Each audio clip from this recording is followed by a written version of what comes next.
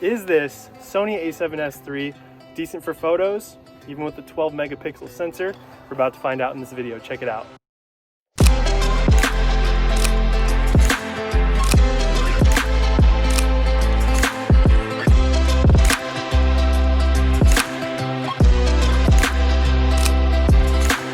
In the rest and the majority of this video, I want to talk about the A7S III for photos from a filmmaker's perspective, so that if you do pick up this camera and you want it to perform well as a hybrid photo video shooter like I did, you might be able to keep these things in consideration. I hope you enjoyed those photos. We're gonna dive into those here in a little bit, but first, just wanted to say Happy New Year, Happy 2021. This is the first video of the year and I'm stoked. I'm feeling good about 2021. For the new year, we set off to Humboldt, California, one of my favorite places in the world, home of the ancient giant redwood trees and lush rainforests. And on top of just chilling, enjoying myself, enjoying some time off, I was testing the photo capabilities on my new A7S III. Now, I would consider myself about 80% a filmmaker, 20% a photographer. I mainly shoot photos for fun, for thumbnails, for YouTube videos, for that pretty Instagram feed. It's more of a hobby to me. So when I bought the A7S III, I definitely bought it as a video camera that has the capabilities to also shoot photos. However, I definitely wanted to be able to use it for photography.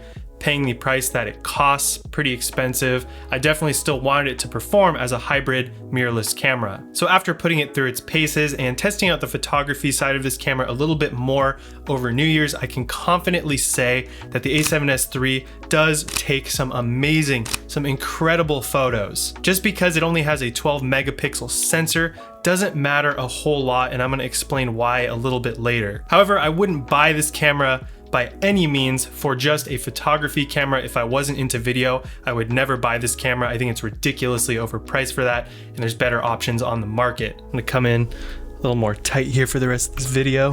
First, let's talk about that 12 megapixel sensor.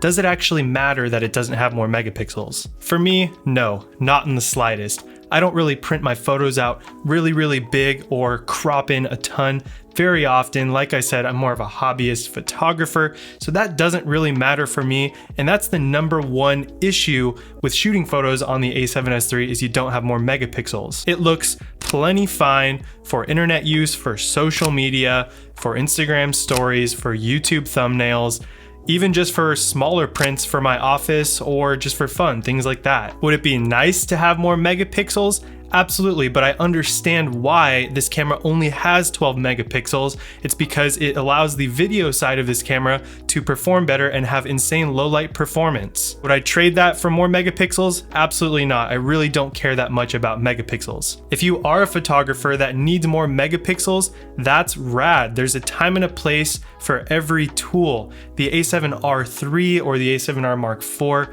which have about 40 megapixels, are amazing if you're going to be blowing up your photos onto billboards, very large print, or doing more higher end, higher paying client work. But that's just not something I do. I said 80%, but it's probably more like 90 or 95% of my efforts on video. That's how I make most of my money as well. And the A7S III performs flawlessly when it comes to video. So many amazing features. The fact that I can even shoot decent photos on it is just a bonus. That's not to say you can't do professional photography work on the A7S III. In fact, for my production company, I've already delivered multiple batches of photos using this camera, and guess what? The client loved them. They didn't complain about megapixels or resolution or anything, and I doubt your clients will either. Let's just be real here for a sec. We always want the newest tech with the best specs, and we want to argue about it and say that, oh yeah, I definitely will use those specs, but I don't think anyone's going to notice the difference on social media, online, between a 12 megapixel photo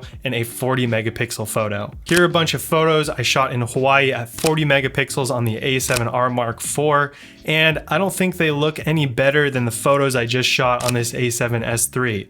Now, that might be because I don't know what I'm doing and I don't consider myself a professional photographer, more of a hobbyist, like I've said, but I think that I probably fall into the category of most consumers, most shooters, and so yeah, I think it looks great. For photos, as well as, of course, video, the autofocus on this camera is incredible. Such a enjoyable experience.